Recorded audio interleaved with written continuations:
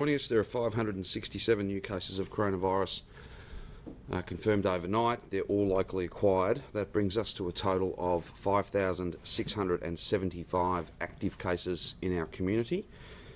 85% of all those cases are under the age of 50. As we've said so many times, this is a pandemic of the unvaccinated, and these numbers bear that out. Sadly, a woman in her 70s from Moreland has passed away, and we extend our deepest sympathies and condolences to her family and friends. This will be obviously a very difficult time for them. There are 209 people in hospital. 59 of those are in intensive care and 40 are on a ventilator. Of those cases who were in hospital yesterday, 86% were not vaccinated, 12% were partially vaccinated, just 3 people were fully vaccinated. These vaccines, all of them, are effective, incredibly effective against serious illness. They work, they save lives, they are our way out of this. That's why it's so pleasing that some 39,939, so very nearly 40,000 jabs were administered yesterday in state hubs. I think that is our busiest Sunday we've had. Thank you so much to those nearly 40,000 Victorians who made an appointment and then kept their appointment, turned up to one of our 55 hubs, plus many pop-ups that we're doing that Jerome can speak about a little bit more in just a few moments. It's a powerful thing that you're doing to keep yourself safe, to keep your friends and family safe, and to play a contribution in getting us open, getting us free, and making sure that we give our nurses and our hospital staff particularly a fair fight. It's going to be very difficult for them in the coming months as this moves throughout the unvaccinated once we open up. We need to make sure that we're supporting our dedicated health professionals. They do amazing work, but with just 45% roughly of our community vaccinated double dose at the moment, and then even with 70 and 80% of our community double dose, that still leaves a large number of people who don't have the protection of one of these amazing vaccines. Make sure you're not one of them. Make sure that you're not in an ICU bed. Do everything you can to avoid becoming gravely ill. That's what this vaccination program is all about. Now, there are a whole range of other statistics I could give you. What I think is probably best is if I speak a little bit about the guest that we've invited along today.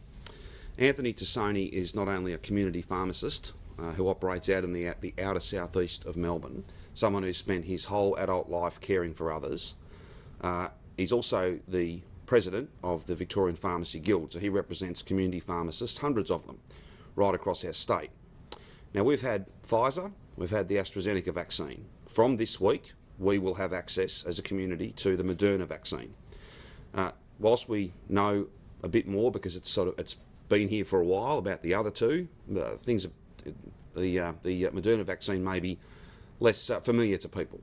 So I thought it was appropriate to ask Anthony to come along today, just to tell us all about what's going to happen in community pharmacies across the state this week, and to answer any of your questions and explain what's going to occur. Basically, there are going to be, from later this week and for the weeks to come, hundreds of thousands of Moderna doses. This is a safe vaccine, an effective vaccine. It's an mRNA vaccine. It is incredibly effective, just as the other two are, in protecting you against becoming gravely unwell. Those appointments are going to be available.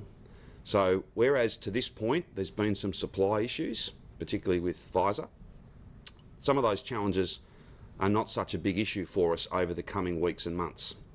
So everyone knows their community pharmacist. Everyone has been to their pharmacist. They are trusted. They are people of care and compassion, highly skilled. They know and understand their local communities. It's what makes them such a trusted part of our health team. They are part of the local community that they operate in. And the fact of the matter is they've been doing vaccines, they've been doing public health work, all sorts of different care work beyond filling scripts, as important as that is, for a long time. That role has expanded. So they're the perfect platform to add to GPs and our state hubs. So just one final point before I ask Anthony to speak to you about what he's doing in his pharmacy and what hundreds and hundreds of his members are going to do for all Victorians in the coming weeks. I just want to take you back to something I said yesterday. On Friday at National Cabinet, General Fruin indicated that there is a problem. I don't know whether it's resolved yet. I don't know how big a problem it is, but there is an issue with Pfizer supply in October. That's not the federal government's fault. I'm not blaming anyone, I'm just making the point. As I've said so many times, don't wait for something that hasn't arrived yet. Please don't wait and defer for something that may not happen. There may be an international global supply chain problem. There may be all sorts of variables. AstraZeneca is available now. AstraZeneca is safe for the vast majority of people who will go through that process. And the Moderna vaccine is available from later this week also, and there's a lot of it. So please don't defer, please don't wait, because these things are uncertain. Get the vaccine that's on offer right now. That's the most powerful contribution you can make to your safety, your health, and of course to us meeting all those national cabinet timelines so we can open the place up, see the people we love, have our freedom back, and move beyond this, move through a very difficult gateway, but end these lockdowns and normalise this virus and get back to something approaching normal.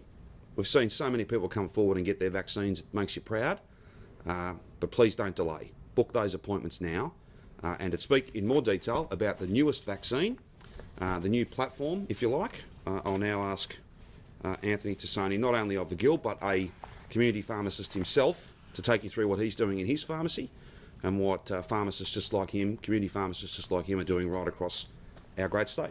Anthony. Thank you, Premier. Good morning, everybody. I'm Anthony Tassoni, and thank you for the invitation to be here today.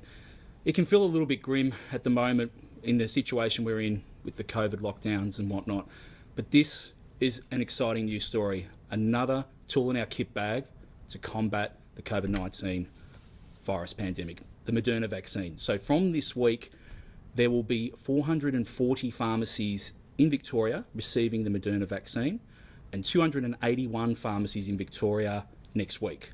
There will be 1,800 pharmacies nationally this week receiving Moderna and another 1,800 pharmacies next week. In Victoria alone, for the rest of September, there will be over 300,000 Moderna doses delivered to community pharmacies across Victoria this month, and that will ramp up further in October and November. So this is great news for patients and another option for our community and families to be able to protect themselves in the community. So just to reiterate as well, community pharmacies up until now have had the AstraZeneca vaccine to administer to patients, and to date in Victoria we have administered about 100,000 AstraZeneca doses to our patients, and thank you to each and every one of those patients that have come forward to get vaccinated. It is fantastic, and we will be seeing many more patients in the coming weeks. My pharmacy in outer suburban Melbourne, southeastern Melbourne, we have already seen hundreds of appointments already made for the Moderna vaccine in the coming weeks. I'll go through a little bit more about the Moderna vaccine, but in terms of accessing it, go online and look for a local pharmacy. FindaPharmacy.com.au is a website you can visit to search a pharmacy near you that's offering the COVID-19 vaccine service, and you can book online from there. Some pharmacies may offer walk-in services, but I always recommend that you try and make an appointment wherever possible. And as the Premier alluded to, don't wait if you can't get a particular vaccine. Don't hesitate. The best vaccine is the one you can get today. And this is what I say to my patients in my pharmacy every day. It sometimes can feel like in this pandemic that we're on a plane spiralling and plummeting towards the earth. And when I look under my seat for the life jacket, I'm not preferencing the red or the yellow one. I'm getting what's there. When the oxygen mask drops down, I don't want the blue one with the blue tubing or the green one. I grab what's there. The best vaccine that you can get is the one you can get today. AstraZeneca, it's safe, it's effective, it's available and suitable for patients aged 18 years and over. With regards to the Moderna vaccine, the eligibility for that is for patients aged 12 years to 59 years old. It is the same eligibility as the other mRNA vaccine that we have for Australians, being the Pfizer vaccine. 12 to 59 years old, eligibility for Moderna through pharmacies. I've already had patients in my pharmacy aged 60 years and over wanting to receive the Moderna, and I'm sorry, and unfortunately, they're not eligible for that at this stage. Please get AstraZeneca. please do what you can to get vaccinated with what's available. It's safe and effective. With the Moderna vaccine, this is great news for families, for another option for patients, adolescents and teenagers aged 12 to 17 years old. It's another way that we can reach our targets for the roadmap that was outlined yesterday. We have a game plan now. It's grand final week this week. Sadly, it's not in town for a second year in a row, but we've got a game plan. We've got the targets. We know what we need to do. We need to get vaccinated to reach those targets, to return to the things we love doing, for businesses to reopen, for schools to reopen for kids, and for us to see loved ones again at Christmas. I feel like, having a footy analogy as well, I feel like we're in the third quarter, which is often referred to as the premiership quarter in football. You come out from half time and it's the make or break of when you can get back to doing what you want to do and ultimate success. We know what we need to do. We need to get vaccinated. Don't wait. Take your first option. That's what happens in sport as well. Take your first option and you're more likely to succeed. So I implore all Victorians, kick a goal for Victoria this week, get vaccinated, get what you can get. They're all safe and effective. But it's exciting that Moderna will be available from pharmacies this week and it will be ramped up supply. In terms of a little bit more about Moderna itself, it is a mRNA vaccine, so a messenger RNA vaccine, similar to Pfizer in the way it works. It has 2 doses, an interval of 4 weeks is recommended and usual. It can be as short as 2 weeks, the dose interval, or it could be as long as 6 weeks, but it's usually 4 weeks. It is safe and approved from patients 12 years and up. The eligibility again is from 12 to 59 years of age. It is safe in pregnancy. It is safe in breastfeeding. Please, if you are pregnant and expecting, please get vaccinated. My wife is a midwife at Monash Health, and a big shout out to our wonderful hospital staff and nurses and midwifery staff doing an amazing job. They're seeing more and more patients, pregnant women presenting with COVID. Please get vaccinated. There are mRNA options that are safe. There are risks to your unborn child. There are risks to preterm having to go into labour early, so please get vaccinated. Moderna is safe in breastfeeding as well, just to reiterate that. I'm happy to take questions further on the Moderna vaccine if you do have some, but just to round out a few other points. Moderna, it's highly effective, it's safe, it is another tool in our kit bag. Pharmacies currently have AstraZeneca, we'll be getting Moderna this week. Pharmacies don't currently have Pfizer. We're not expected to get Pfizer. Pfizer vaccine sits with our general practitioners and the state vax hubs. So GPs and state vax hubs have AstraZeneca and Pfizer. Pharmacies have AstraZeneca and will be getting Moderna. There will be a strong demand for Moderna, which is fantastic. Please be patient with your local pharmacy if they don't immediately have a booking for Moderna, if that's what you're seeking. We are doing our very best, and don't wait for a particular vaccine. Get what you can get because they're all safe and effective. Lastly, I'd just like to give a shout out to my pharmacist colleagues. This Saturday, the 25th of September, is World Pharmacist Day. I want to thank you and acknowledge you and say how proud I've been of our profession since the COVID pandemic has commenced particularly. We've been there for our patients and kept our doors open throughout and gone the extra mile with emergency supplies and continued dispensing and home delivery services. So thank you, and also thank you to our wonderful pharmacy assistants and dispensary technicians that support us in doing what we can do for patient care. Thank you for the opportunity to speak today. We are here for our community. We look forward to more and more patients coming to our pharmacies over the coming weeks to do their bit, to help protect our communities, and we're going to get this done. Help us get it done, and we look forward to seeing you soon. And don't hesitate, vaccinate. Speak to your GP or pharmacist about getting protected today. Thank you.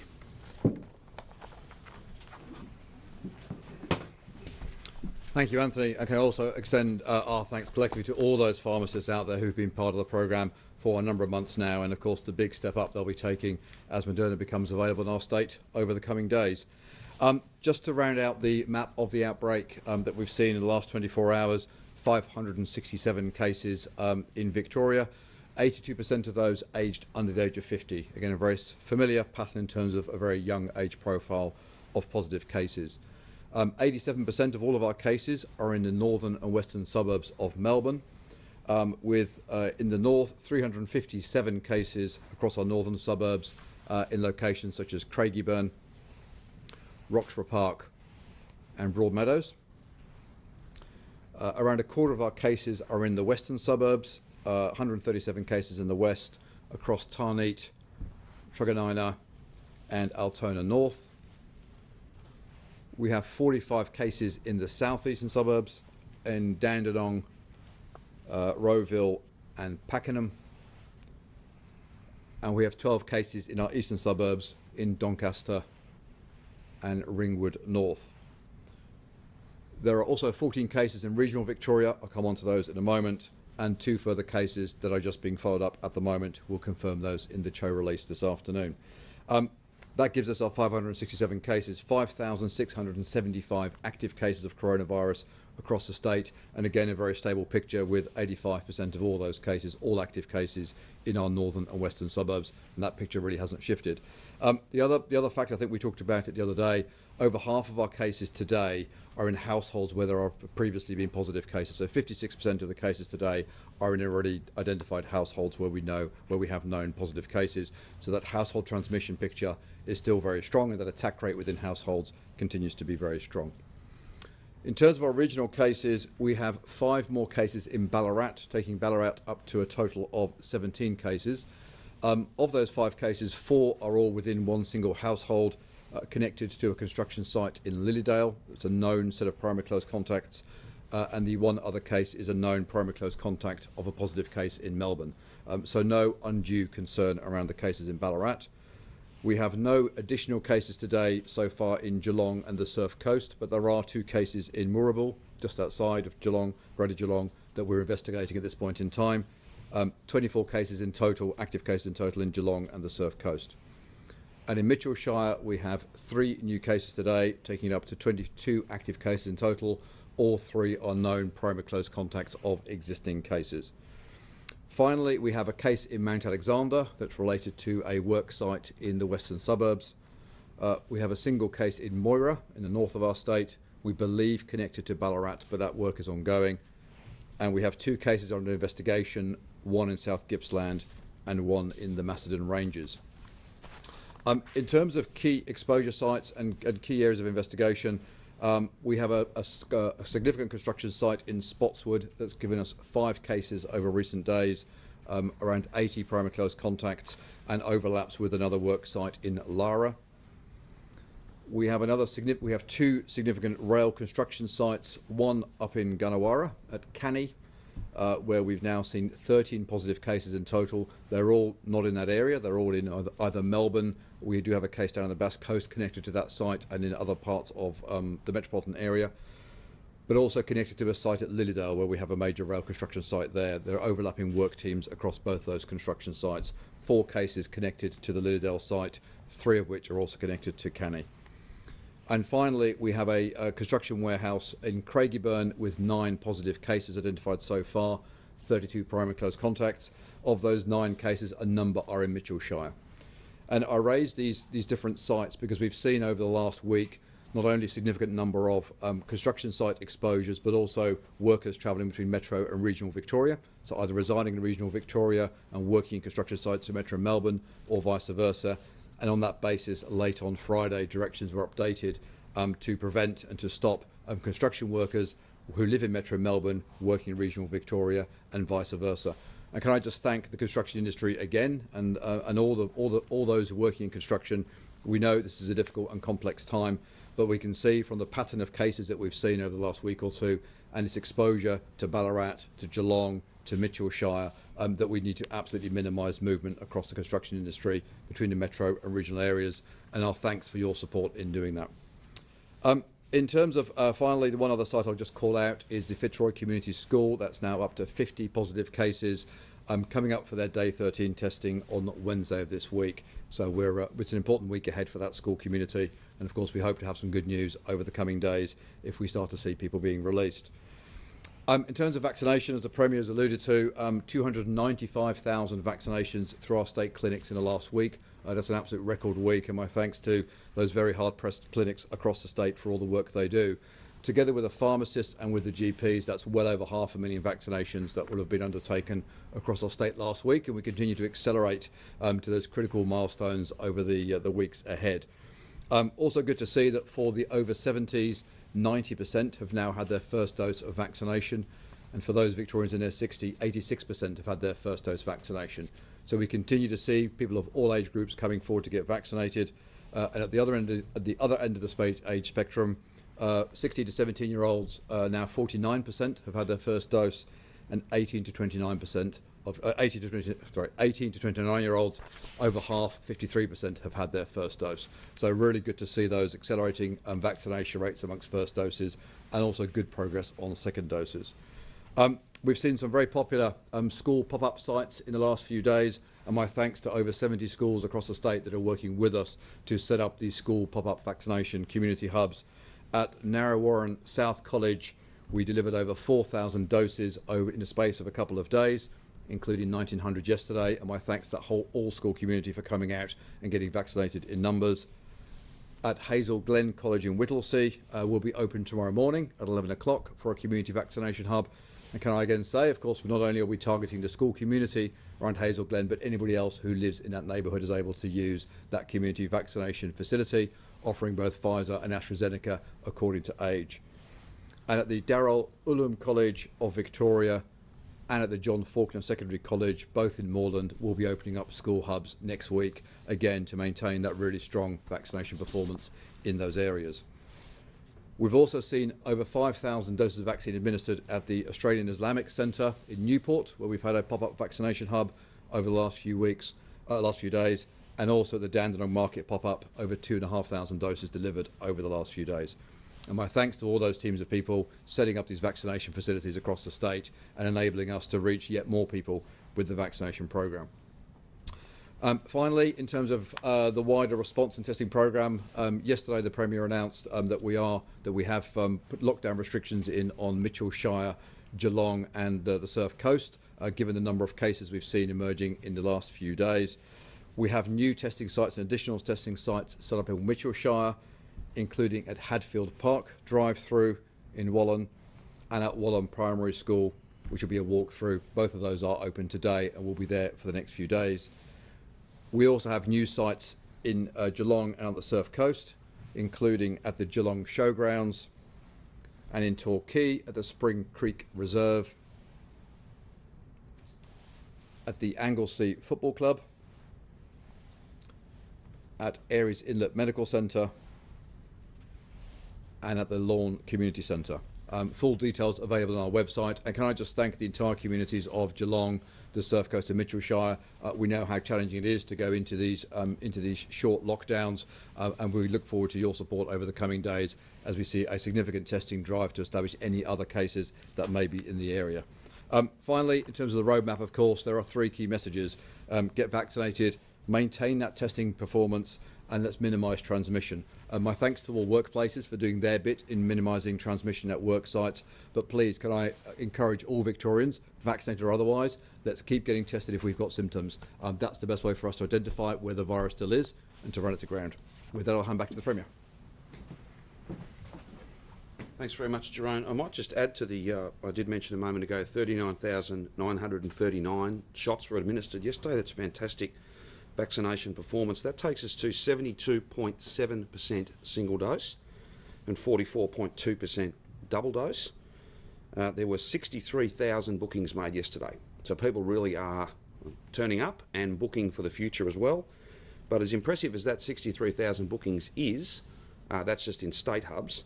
I can confirm there are 4,800 AstraZeneca appointments that don't have anyone's name beside them right now. That's over the coming week. And some 2,800 Pfizer appointments that are available and open. So there's every reason, not just the Moderna rollout that Anthony spoke about, but right now there are the best part of 5,000 AstraZeneca appointments and 3,000 Pfizer appointments in state hubs right across metropolitan Melbourne and in regional Victoria. Please go online and put your name next to one of those appointments. Play your part in keeping yourself safe, but also keeping all of us safe and getting us open. Happy to take any questions you have. The app popped off. People say they're trying to book their vaccines through it and then they're being cancelled just hours before, specifically Pfizer vaccines. They're saying that there's no supply and they're being cancelled. No, I'm not aware of that. I'm not briefed on that, but I can try and chase it up for you. But is that a reflection of what's happening with Pfizer supply in the state? I don't know. You'd need to speak to the Commonwealth Government. The point I'm making is that on Friday, and again, there's no sense of blame or criticism, this is just the reality, and it makes the point that we've, I think, been trying to make all the way through. And look, and hopefully it gets resolved. But on Friday, we were informed as a National Cabinet that there's some issue with supply. That means don't wait. Get the one you can get now. Astra, we've got plenty of that. There's even some Pfizer appointments, as I just said, that are not booked yet. But you've got Moderna coming on later in the week. Get what you can get now. Please don't put it off. I'll just wait a week or a fortnight or a month, because who knows what occurs. This is very, very dynamic. And of course, the more people that are protected faster, the more overall protection we have, the less people will be in hospital. These numbers will grow more slowly than they would otherwise grow. It's every good reason. Get vaccinated today. And if you can't get vaccinated today, we'll book an appointment today to get vaccinated very, very soon. In your kind of dream world, Premier, if everyone just jumped on AstraZeneca and there was a big surge in AZ, how much more quickly could we get to 70 and 80 if there was a surge? And could we do creative things with AstraZeneca, like an AstraZeneca lottery, something to really drive demand for AZ? I would say to you that in my dream world, yeah, there's a lot of things. What I would say, AstraZeneca's safe, AstraZeneca works, but don't take a politician's word for it. Talk to your doctor, talk to the person we provide, a senior clinician at state hubs, talk to your community pharmacist. It's here now, and I would say to you, I think that Victoria has done a very good job in pushing this and making sure that people fully understand that despite what you might read or what you might hear, and a kind of a tone out there, this is a vaccine that works. And for the vast, vast majority of people, it's perfectly safe. And arguably, if it's the one you can get today, it's the very best vaccine. That's the consistent message. We've got more than 1 million Victorians that are double dose protected by Astra. That number continues to grow every single day. We're going to keep pushing it because it is available now. In broader terms, regardless of which vaccine you're talking about, Paul, the more people who get vaccinated faster, the quicker we'll get to 80% single dose, and those outdoor recreation freedoms will be available to us. Therefore, logically, the sooner we'll get to 70% double dosed and all the things the roadmap talks about, the lockdown ending basically, that could occur faster. All of this is dependent on people making that proactive decision to go and protect themselves, protect all of us, and allow us to deliver the national plan. Absolutely, it'll happen faster, the faster people get the first and the second dose. Is your public messaging on it, is there any evidence that your renewed, in the past few weeks, public messaging on AZ is working? Has there been an increased uptake? I wouldn't say that it was renewed. I think I've been very consistent. Whenever I was away for a period of time while the vaccine program was running, but I think at the very first or second media appearance I did after I came back from leave, I was out at a level crossing removal site, I think, and I was asked about it, and I made the point. Go and see your doctor or book an appointment with confidence, and when you get there, you can talk to a senior nurse, a pharmacist indeed, we have some of those working in our state hubs, or indeed a GP, and they will go through all the issues with you and you can make an informed choice. I'd like to think that the fact that we as a government and all of our teams have consistently made available AstraZeneca appointments and consistently pushed that the best vaccine is the one you can get today, I think that's played a part in the number of people that are vaccinated using that vaccine, and the fact that we've nearly done, in the week that's just ended, we've nearly done 300,000 doses. That's well more than we were ever expected to do. It's a credit to the people working in those hubs, and of course a credit to the people who are booking those appointments. For those who've had one dose of the Pfizer vaccine, whether that be at a GP clinic or at a state hub, Yep. will they definitely have that second dose available regardless of the supply issues? Well, we always aim and we always put to one side second doses, so it's a challenging balancing act, if you like, but we always aim to make sure that people can get their second dose of whichever vaccine they've used on time. There's often a bit of a debate about, should you plunge a whole lot of, like pinch a whole lot of second doses and put them into arms as first doses. That would arguably, that gets you some greater protection at that time, but if you then can't be certain that you can complete the 2-dose interval, that's not what success looks like. Look, again, I don't want any of you to be writing up that I'm criticising the Commonwealth Government. I'm not. I'm just making the point, and I think it does make the point we've made over a long period of time. You know, there's always uncertainties with these things. Hopefully that gets resolved and we get every single dose and more of Pfizer that we want, and which had been forecast for the October period. But as I left National Cabinet on Friday, I'm sure all of us as we left National Cabinet on Friday, there's some issue there, and the federal government, I'm sure, are working hard to try and resolve that. But, you know, again, there's only so many things that are within your power, only so many things you can control. I'd be saying to every single Victorian who's not vaccinated yet, please go and get vaccinated with the vaccine that's available, and that's AstraZeneca, with an informed choice, or from later this week, go to your community pharmacy, speak to your community pharmacist, and get the Moderna vaccine. And if you had first dose, Were you expecting the reaction that you've gotten from retailers and the Lord Mayor Sally Capp today, criticising the roadmap as a bit hopeless for the indoor industries? Well, I wouldn't use those terms. You know, let's be very clear about this, right? Let's be very, very clear about this. And it's always ifs, right? So if the virus doesn't come from Sydney, we don't have these cases. And we don't really need a roadmap. We can open up really, really quickly because we only have a very small number of cases. If we were vaccinated at 80% 6 months ago or a year ago, then we wouldn't need a roadmap, would we? All those kind of hypotheticals, I don't get the benefit in the work that I do I can't pretend that those things are real. These are the circumstances we face.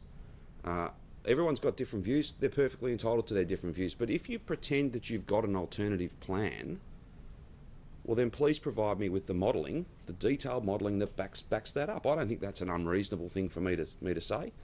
But look, this is the plan. We've released the modelling. If we could go faster safely without completely crashing our health system and seeing many more people than I fear will die, so many more people than what we predict will succumb to this, finishing up, passing away, how would that be a responsible thing for me to do? Crashing the health system. Before, when you were saying we needed to wait for the modelling, you said there were two lines. Yes. The cases and the hospitalisations that we can handle. And yet we still don't know what hospitalisations we can handle. When I asked you that question yesterday, you said you couldn't have an exact number because there's a bit of wriggle room there. But do we know? Well, more than that, there's not just a quantitative business. It's very much a qualitative business. So what patients are presenting, how long are they staying for? Do they need, what level of care do they need? But the document that's been provided to you, the table that talks about hospital system capacity, it gives you points of stress and it gives you numbers. So I don't know if that's right, Mark. There are numbers there, and the last number is 2,500 patients. And at that point, on that table, which I don't have it in front of me, but I think you've got it, that's a very, very stressed health system, very stressed indeed. The two lines, you know, if we had, and I will make this point, and I think I made it yesterday, that the modelling informs the roadmap to deliver the national plan. And let's be in no doubt, this is consistent. In fact, it is absolutely consistent with the national plan. And I don't think anybody in the national government is saying otherwise. So people can find fault with the national plan, they can find fault with the roadmap, all of that. They're blessed with not having to deliver all of these balancing acts. And I'm happy for them. I know they're passionate on behalf of the people that they speak for. Absolutely, I'm not criticising them for having a different view. But where we find ourselves is we have to put forward a plan. But I haven't said to the modellers, you write the plan. Like, we've written the plan informed by modelling. If you'd strictly followed the modelling, which is, as I said, pains so often to say, it's predictions. It's not guesswork, but it is trying to predict what will and won't happen. If you were completely tied to that, well then the roadmap would have been a good deal more conservative than what it was yesterday. I think we've struck a difficult balance between opening up and it being a plan to open up, not a plan to perennially suppress this virus, but one that will see, yes, a very difficult time in our health system, but not one that completely and utterly overwhelms our health system, not just for COVID patients, but for every patient. And there are thousands of people every year who need hospitalisation for things that are urgent and acute and potentially deadly that don't relate to COVID. We've got to protect the capacity for them too. Did Lisa Fitzpatrick's comments on Friday change any of the plans for the roadmap? No. I have a great respect. I have a great respect for Lisa Fitzpatrick, as I do for all of our nurses and midwives, Stephen. They're not new comments. She might have made them publicly, but they're not new comments. Like, of course, the Secretary of the Nurses Union wants her members protected, wants her members given the fairest fight possible. We're in a fight, there's no doubt about this. This is a very, very difficult time. But we listen to our nursing workforce, we always have, just like we listen to the Pharmacy Guild and the AMA and all sorts of others. Ultimately, this plan, I'd love to do more faster, but that's not the national plan. Like doing things before 70% or doing everything at 70%, the modelling does not predict that that ends well. That ends very badly. And look, what I'll say is this. We are blessed, just as New South Wales could look on and learn from our difficulties last year, we will have an opportunity for a number of weeks, and we wish them well, but we will have an opportunity for a number of weeks to watch and see what happens in that first move on the New South Wales roadmap. I'm not sure what modelling in New South Wales predicts will happen. Are they wrong to? No, go I'm at not. 70%? I'm not commenting on whether they've done good, bad, or indifferent things. I'm just making the point. We will get a chance, and this is not something that's ever happened in our country before, really. We'll get a chance to watch and see, because we can't change it. We have to watch because they're ahead of us. They got vaccines that we didn't get. They're ahead of us. That's fine, but there's an advantage to that in some ways. We will be able to watch and see what happens when they deliver the first part of their roadmap. I wish them well. Hopefully at the end of that we can say, okay, well, based on that, maybe we can bring things forward. So if- all of those things this will be reviewed every day. As I've said, I don't know how many times, many times, and maybe I need to be even clearer. Modelling is assumptions. Out there in the real world, every day, like the modellers replace what they thought was going to happen on this day with what actually happened. And you get a more complete picture, a more accurate picture, a more accurate forecast. So just as the roadmap could be paused if it gets Absolutely. worse, it We'll could be review- brought forward. So absolutely say it can New be. South Wales comes through and the world is better than predicted. You can see that in real world, and that might there Yeah, might be more but what I'd freedom say, earlier. just as absolutely it can be. Everything's reviewed every day. What I would say though is, it won't be the result of someone campaigning for it to be brought forward. It'll be the science and the data. That's what will drive it. And again, I think Rachel asked me a question yesterday about this very matter, and I said, I think Rachel put it to me in a kind of hypothetical, which she acknowledged. If New South Wales was all terrific after, say, 3 or 4 weeks, so that once we'd caught up to where they are, we would have a really serious discussion. And the Chief Health Officer would either say to me, look, I think we should stay where we are, we should speed up a little bit, or if things have gone very badly, he may have a different view. But that we would sit down and work through all of those things. It's a dynamic document. It's not, and probably the best way of making that point, these are not orders. This is a plan to deliver, a roadmap to deliver the national plan. They're not signed into rules yet. In fact, they're some weeks away. And every day we get more data, every day we update, and we'll do whatever we believe strikes that balance as safely as we can. Yes, it has to be opening up. We're not turning back. We've got to go through this difficult gateway. It is a plan to open up. It is a document that gives people the certainty of those dates, as certain as you can be in a 1 in 100 year event. It is a hopeful document in that if you had been guided by the modelling alone, well, there might be different signposts. You might have deferred everything to 80%. But we know that we've got to do this in a progressive way. And even at 80%, that's not the same as 90 or 100%. There is risk. There will be people die. There will be many people in hospital. But we have got to normalise this. We have got to pass beyond this. And that's why we're looking to deliver this plan and make whatever modifications we can. And do you know why New South Wales, their best day last week was about 150,000 vaccines in a day? Our best day was about 100,000. Why is there still a discrepancy? Well, they're a little bit bigger than us. That'd be the first point to make. The second point to make is when you've got caseload the way they've got it, that does drive activity. It's a great motivational factor for people. When you're reporting, I'm not sure what their numbers are today, but roughly, more than 1,000, close to 1,500 cases each day, every day, when you've got more than 1,000 people in hospital, like that motivates people to not defer a vaccine for a week or a month, but to go and get the shot. So if you look at our, plus, again, I don't want to necessarily trawl over other matters that we've dealt with, but those points of presence, as the Commonwealth call them, I think there were more GPs accredited, more GPs involved than was the case here. All I can say from our point of view is our GPs are doing a great job. There's more of them coming online. Our pharmacists have been doing great work with Astra, but they'll now go to a whole new level in terms of Moderna. And our state hubs, we said we'd do about 25%. we're doing 50%. I don't think you could ask us to do any more than that. Like, we're doing double what we said we would do. 300,000 a week, that's almost what we got to this week. That's pretty significant. Is that why we're not opening? That are in on the death projections Yes. that are in that model, and at the lower end it says about 1,400 up to 3,000. And those deaths, I guess, go from July to December, but given where we are in the year being September, that's a lot of people, without sounding terrible, that are projected to die in the next 3 months. Yes. Is that feasible? Are those projections feasible? Yeah, I think they are. If you look at, tragically, in the last 5 or 6 days in New South Wales, it's been 10 plus deaths every day. So, and they're shut, like they're locked down. So you're going to see, we are, as an inevitable consequence of the fact that this is a global pandemic, that vaccines are highly effective, but they're not 100% effective.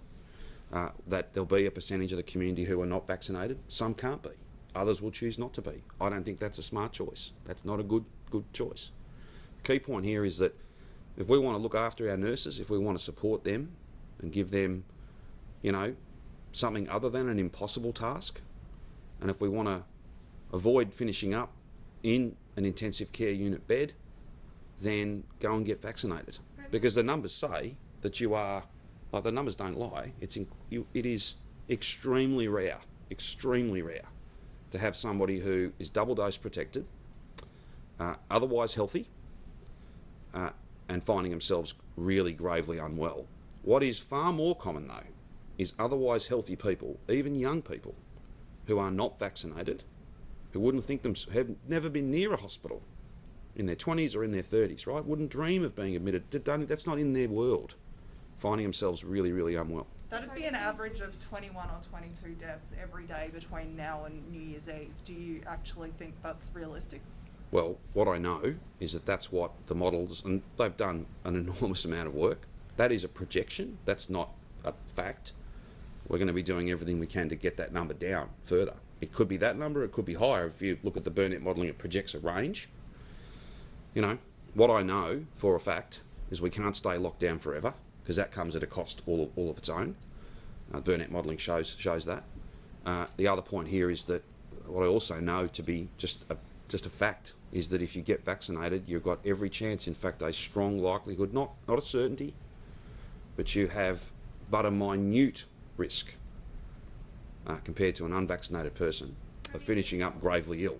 So there's every good reason to get vaccinated so that you're not part of those statistics, and in fact you're at home and you've contributed to us being open, so you're not at home. You can go and do many, many other things. So can the Just Chanel, we'll go behind you and then. Sorry, Chanel. Premier, do you know what Victoria's current ICU capacity is? The Minister for Health went through in Parliament last week. I think it's in that low 400 mark. So what happens is we have standing capacity for all the people who need ICU regardless of COVID in any given week. And we've not made any statewide decisions about elective surgery. So those beds are full of trauma patients, so accidents. They're full of people who require intensive care after surgery. And that's not always category 1 surgery, it can be other surgery, but based on the person's health, they can sometimes need that intensive support for a couple of days, say. And then there will be COVID patients. As we have more COVID patients, there's capacity, and in fact there's planning for us to open more and more of those beds. The fact that we've got, I'll get you the exact number, but I think it was in the order of that sort of 425 number. The fact that we've only need to have, you know, X beds open for COVID, that's actually a good thing. That means there's less COVID patients in hospital. But the other way to answer it is, of course, you know, there are more ICU beds open for COVID patients in Sydney because they need them to be. They absolutely need them to be. So there's a lot of capacity there, but it's not infinite. It isn't infinite, and that's why we've got to try and protect it as much as we can, because you know, this is a year on from last year, so there is fatigue in the system. Nurses and doctors and others have not had an easy time of it waiting for this surge. They've been doing a lot of hard work every day between then and now. So we've got to give them every chance of being able to be successful. And it was, I think, April last year that former Minister Makakos announced 4,000 extra beds would be coming online. Do you know how many have been delivered since then? No, hang on a minute. Hang on. That is not what she announced. The notion that we're going to have 4,000 beds down at, you know, a warehouse somewhere turn the exhibition buildings into an ICU unit and then have a nurse at the foot of each of those beds practicing hospital corners. Like, no, that's not how it works. We've got 4,000 machines. We've got capacity and had capacity last year against a very different virus, not Delta, very different virus. And it was also in a situation where we were buying every ventilator we could buy because we didn't know where this would go. We also didn't have a vaccine at that point.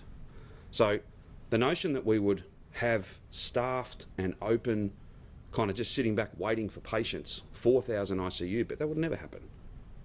We will flex up as we need to, and money will not be a limiting factor. Machines will not be a limiting factor.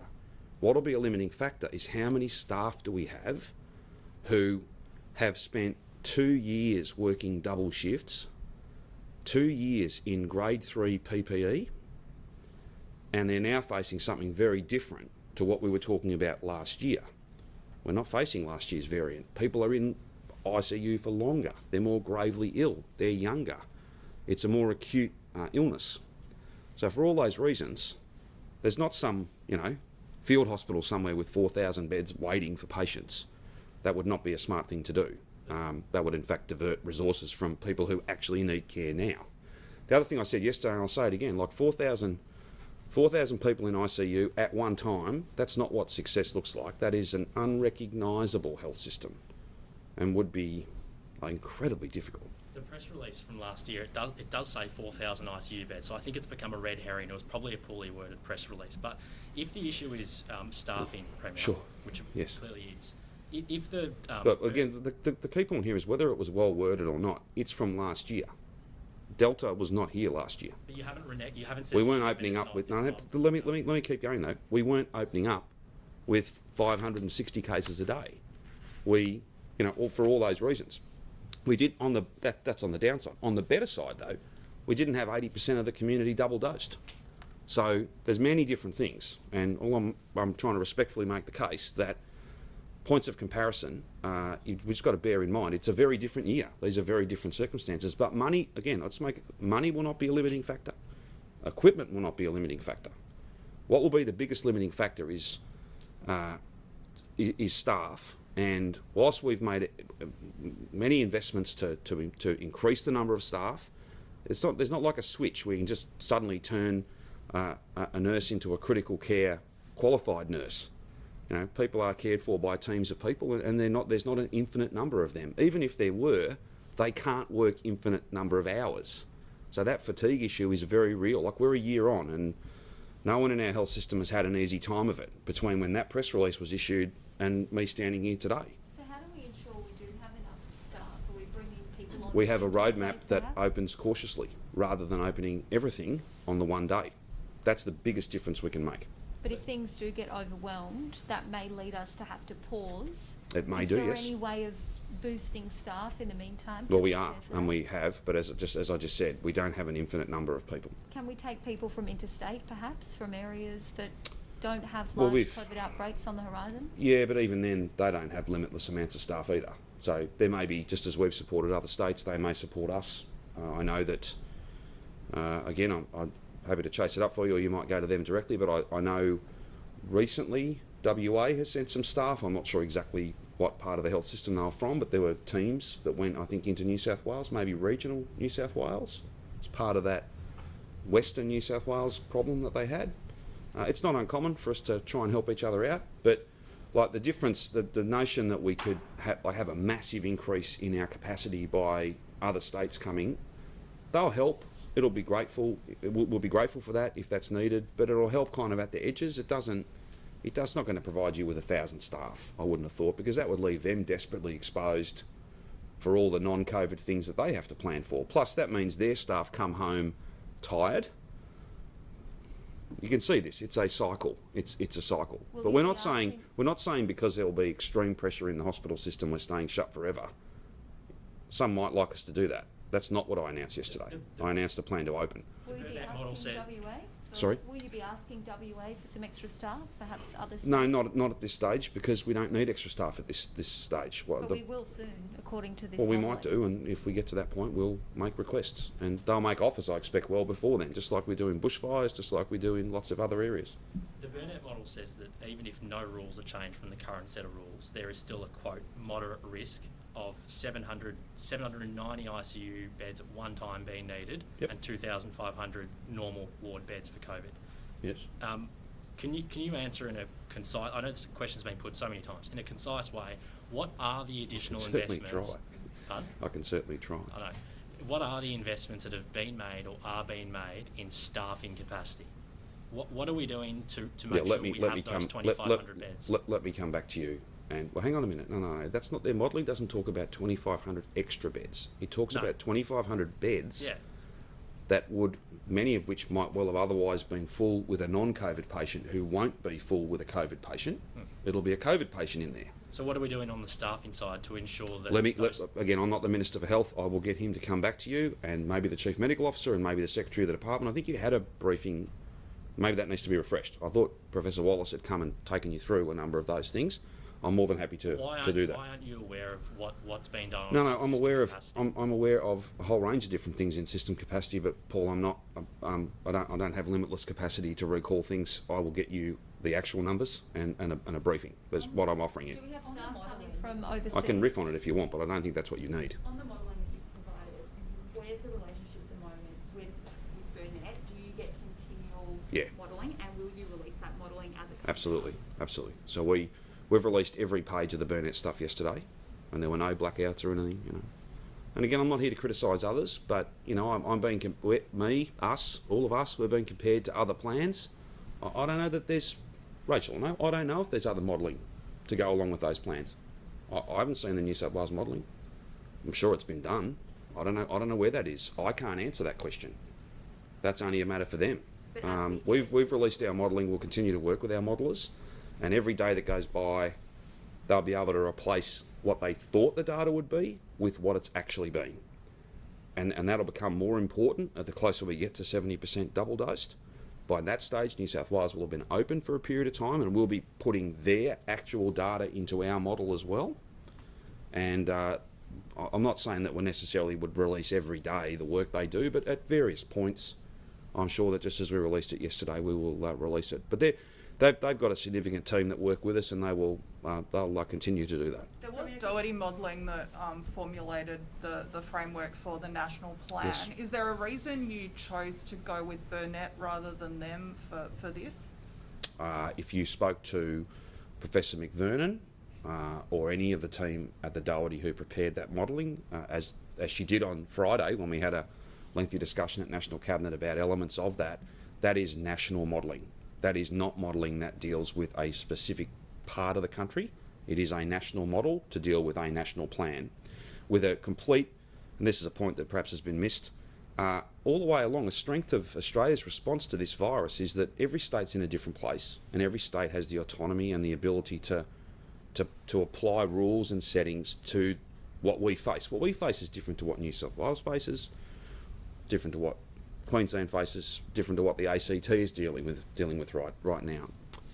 People can draw their own conclusions on that, but what I can say, it's not for me to make announcements about National Cabinet, but I think what you'll find is that the Doherty is off doing some further work to try and focus their modelling in a bit more on not necessarily an individual state, but with some assumptions to kind of build a model for not just the whole country, but for a smaller part of the country, a New South Wales or Victoria example, for instance, a large or a small state example. I realise their original work was national, not specific to Victoria, Yes. but is there a reason you asked Burnett and not Doherty to then do the Victoria-specific work? No, I think you'll find that Burnett's worked with not just our state government, they've worked with other state governments. I'm not sure whether they've been involved with the Doherty, but this is a relatively small sector. They talk to each other and, they share information, and Burnett's been long-standing work with us over a very long period of time. The Doherty has too, but Burnett worked very closely with us last year,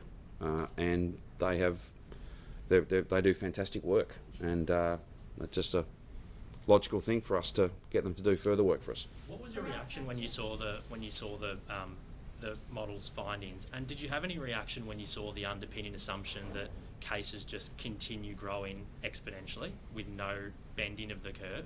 Well, I won't go back over all the commentary I've made this year and last year and probably every day in between about what modelling is. Modelling is about trying to predict things. So there's always a caveat on that.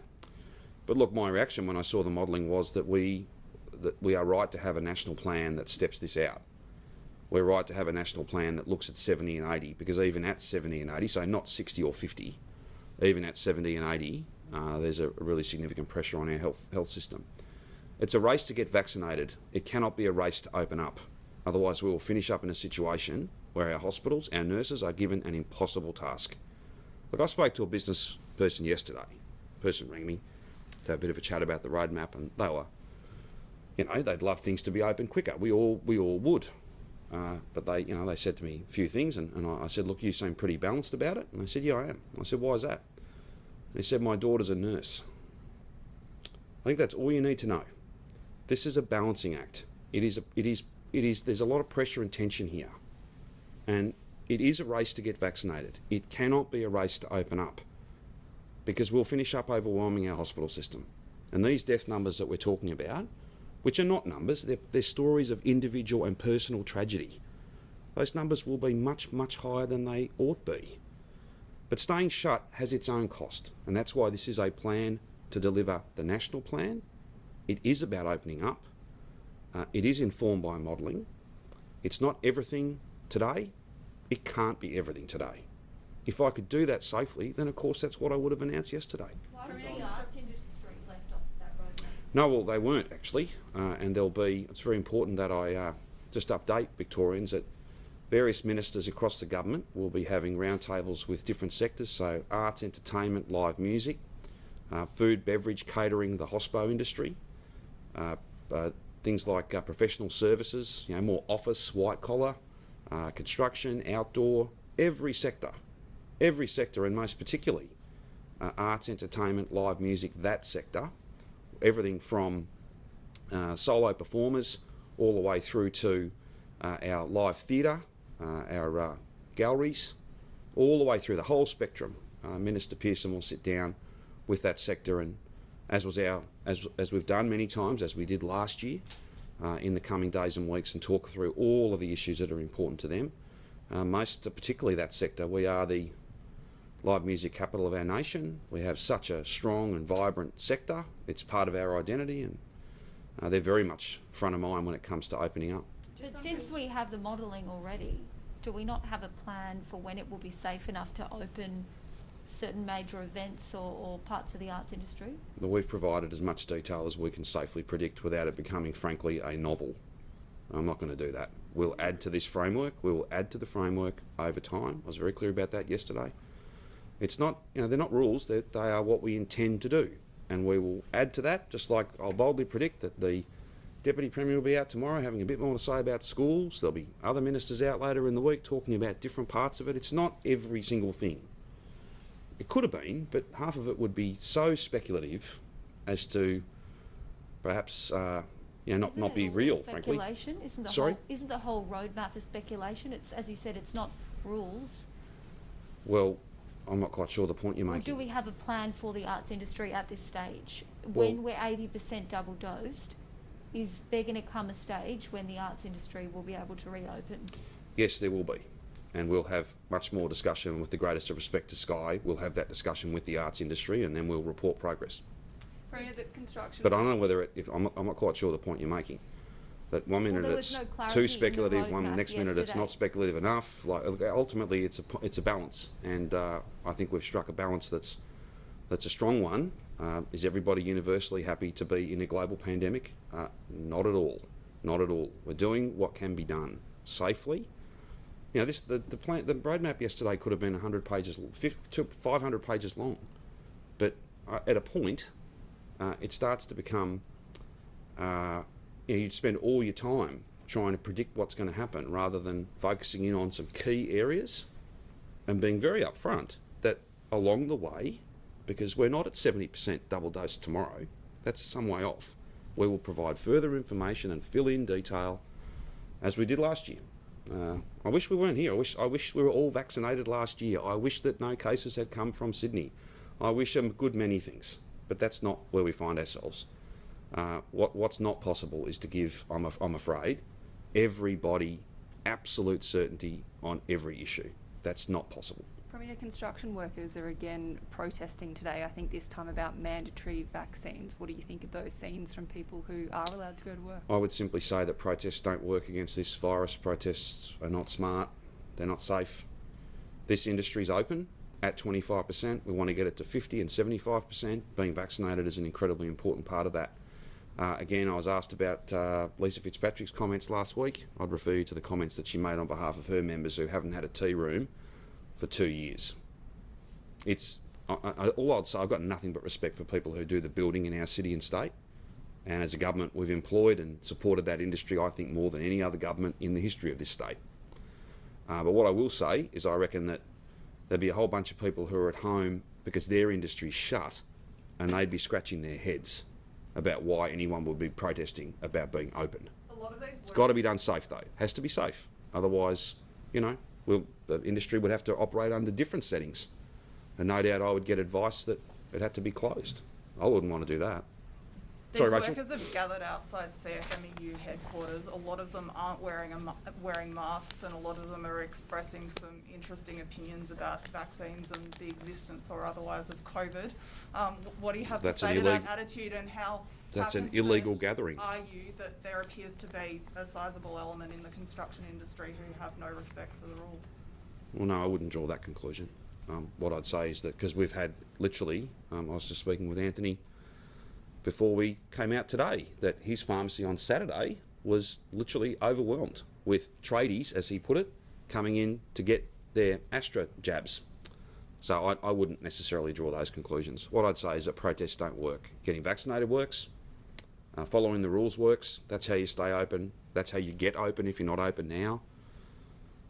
None of those decisions are made lightly about the rules that apply on a building site. It's a good deal of work goes into that, and I'd ask people to follow those rules. And frankly, if protests worked against this virus, then we'd be in a very different position, wouldn't we? You've said a lot to distinguish our plan, our roadmap from New South Wales's roadmap. But people, Victorians today, are making a lot of comparisons between their lockdown easing thresholds at 70%, Sure. 80%, and our easing thresholds. Sure. Is it unfair to make that comparison? Well, we're in a very different position to New South Wales. And I suppose people can make all sorts of comparisons. You can compare us with other parts of the world. You can compare us with Sydney, vice versa. That's all fine. People are free to do that. What I'm not free to do, though, is to ignore the advice I get. And the advice is that this is not everything everybody wants when they want it, but it's not possible for us to go faster than that at this time. However, we do have this unique opportunity, and I again stress, I'm wishing our friends and colleagues in New South Wales all the very best. But we will get a unique opportunity to watch and see what happens, because they are ahead of us, because they got more vaccine. That's not a criticism, it's just a fact. We can watch, we can learn, and we can adjust our plan one way or the other, or we can stick with the plan. It'll depend. That won't be assumptions, that won't be modelling, that'll be real. That'll be absolutely real. So I just say, we've got a national plan. Our roadmap is absolutely squarely 100% compliant and about delivering the national plan. And the national plan is predicated on the fact that every state's in a different place. I'm not here to follow the advice of the Chief Health Officer of New South Wales, just as New South Wales are not there to follow the advice of our health officials. They work together. We've got modelling. We've made, I think, prudent decisions. If we can go faster, we will. But again, now's not the time to announce that. Could we have free travel with New South Wales in November and December if we both had 80, 85, potentially 90% vax? If we both have 1,000 or 2,000 cases a day, could we have free travel with them? It's possible. I can't necessarily predict that. It's not. It is absolutely possible, and that's our aim, to have a freedom of movement right across the country, and indeed to have international. That matter for the feds, but I'm sure they're going to have. But again, this is the point. Like the notion that, well, interstate travel has to be absolutely free because international travel's free. Yeah, there'll be some places in around the world that'll be safer from a virus point of view than what Victoria and New South Wales will be, because they'll have less cases. Like New Zealand, the aim, if that bubble thing starts again, it'll be not because they've got 1,000 cases a day. It'll be because they've got, very, very, very, very few. And when can people from Sydney, realistically, I know it's not your top priority, there are thousands of people stranded there. They are a top priority. The Okay. people who are trapped there. People stuck. The free travel, free movement for people who, people from Sydney coming to Melbourne. We have to get back to that, but I can't predict exactly what day that will be. But it'll be as soon as we can. On Can you give people any who are indication stuck, on the Sydney people, the people in Sydney, Yep. Victorians who've been stuck there for months? Yes. Can you give any indication on when they'll be able to do home quarantine here? we will have more to say later this week. We've already got some hundreds of people that were on the border in that bubble that are making their way home, and we'll have more to say about. Yesterday. All of non-locked down New South Wales went to red, so they can apply for a permit and come home and do 2 weeks home quarantine. The extreme zone, to the locked down parts of New South Wales, we'll have more to say about them later in the week, and it will be my aim to be able to do something like this. So say from next week, over the 2 weeks after that, we have, say, 1,000 spots that people can come home. From the extreme? Yeah, 2 weeks later, another 1,000. That'll be my aim. I don't have advice. I'm not announcing that. That's my aim, though. You've asked, it's a very good question. People going on holiday to Sydney, or people, business meetings that, in person that could be done on Zoom, that is not my number one priority. Getting Victorians home, absolutely. That's very high on our list, and we had some things to say about that yesterday, and we'll have more to say about it later on in the week. I was just going to ask back on hospitals, because I Sure. don't have to ask this question again about that $1.3 billion announcement. Yep. How much of that $1.3 billion was actually spent? And if we didn't spend another cent, how much equipment do we currently have to surge our ICU capacity? Is it around that 4,500 that was promised last year, or has the equipment gone elsewhere? No, but I've just indicated it's not a matter of no. We've got equipment, and I will get. I actually assumed that all of these matters had been covered by the Secretary of the Health Department in a briefing. I'm happy to get another one of those organised. Absolutely. I do not have a to the ventilator count, but I'll try and get you further information about that. Do you have a ballpark? Well, we've not. We purchased equipment last year. We have retained equipment, but again, it's not so much about equipment. Money won't be an issue. Equipment won't be an issue. It's people. It is absolutely people, and we're a year on, and it's not been an easy year, and we don't have an unlimited amount, nor could we train in a matter of months the sorts of people that we need to run that level of intensive care.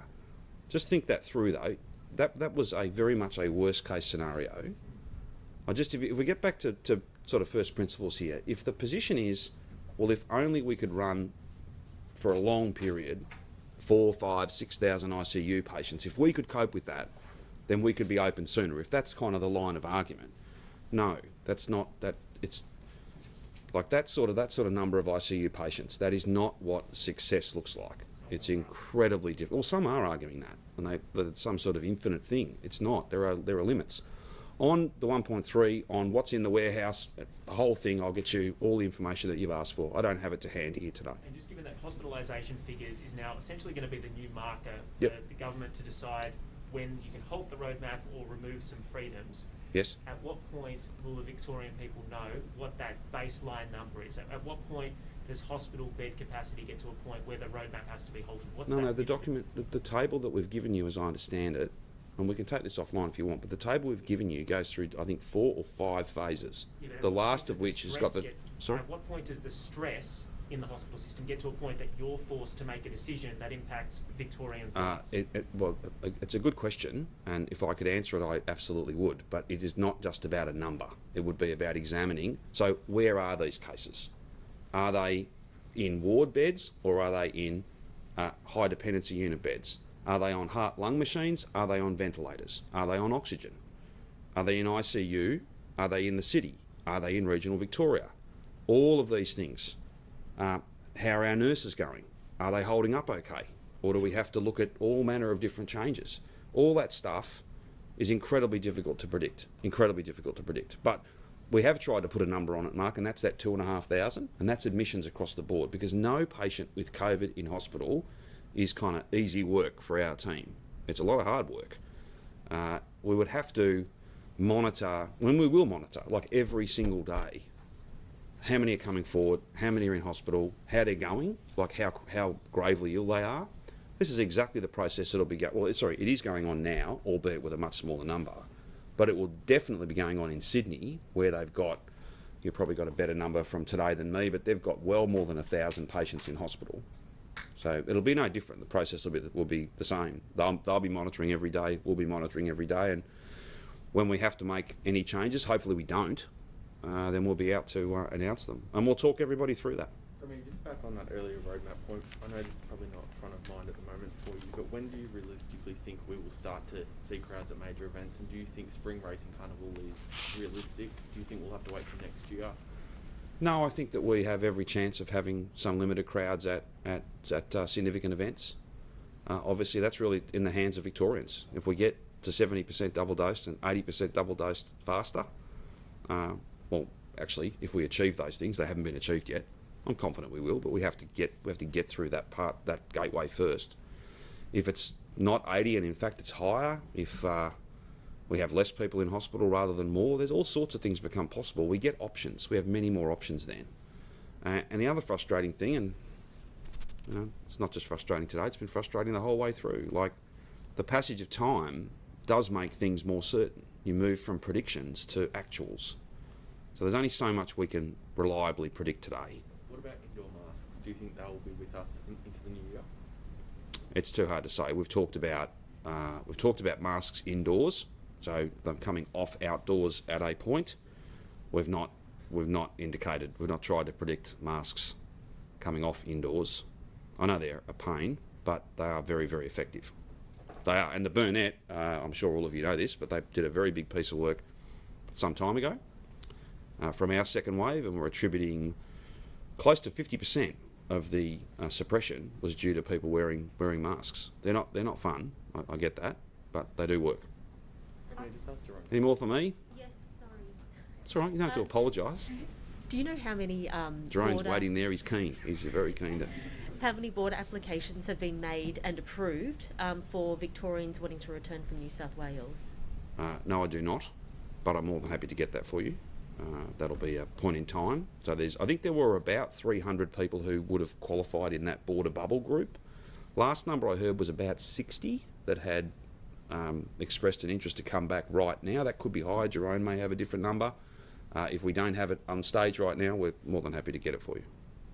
It's a bit less from memory. Well, last time I was briefed, it was a bit less than I thought it would be actually. But Can I ask Jerome a question? if any, no more for me. Very good, excellent, Jerome. Jerome, just on the cases in Geelong, are you aware of any of them being linked to an illegal party that perhaps people aren't being upfront about with contact traces? No, I've not heard that. So I spoke to the contact tracing team in Geelong a couple of times over the weekend, and I think they've got a really good feel for the cases they've got in that area.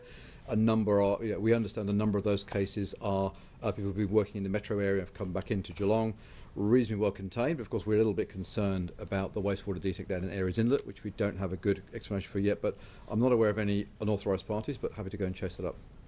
Joanne, I'm told Bass Coast Health on the other side Yep. of town has been publishing a number of exposure sites around Montague and New Haven. Yep. Apparently that they started publishing them last Friday, but they're still yet to appear on the DHHS website. Okay, I'll continue that up for you, Mitch, but certainly we're aware of 3 positive cases in the Bass Coast area, all in one household unit. We understand the acquisition source, which is a work site outside of that whole Bass Coast area. A relatively small number of exposure sites, and again, I spoke to the health team there over the weekend. So I think we're pretty comfortable with what's going on, but happy to find out what's going on with those exposure sites. And just a quick question on Moderna, might be Anthony, but if you've had your first Pfizer dose, Oh my God. can you have a second Moderna dose because they're both mRNA? The current advice, excuse me, sorry.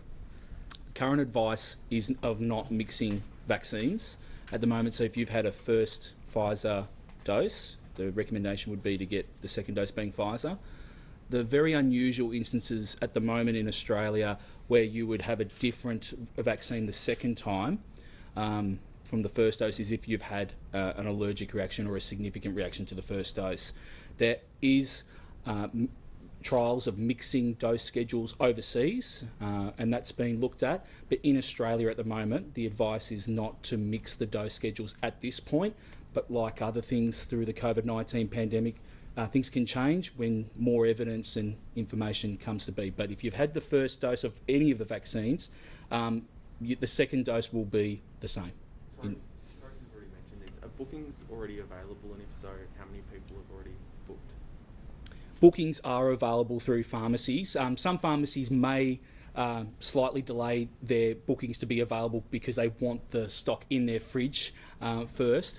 The finderpharmacy.com.au website that I mentioned earlier is the best website to initially go to find a pharmacy in your area that's offering the COVID-19 vaccine service. Over the weekend, there was some technical issues, unfortunately. We're getting over 1 million hits on that website each week, but those technical issues have been resolved. It is working. Go to that website to find a pharmacy in your local area offering the service, or contact your local pharmacy to ask them.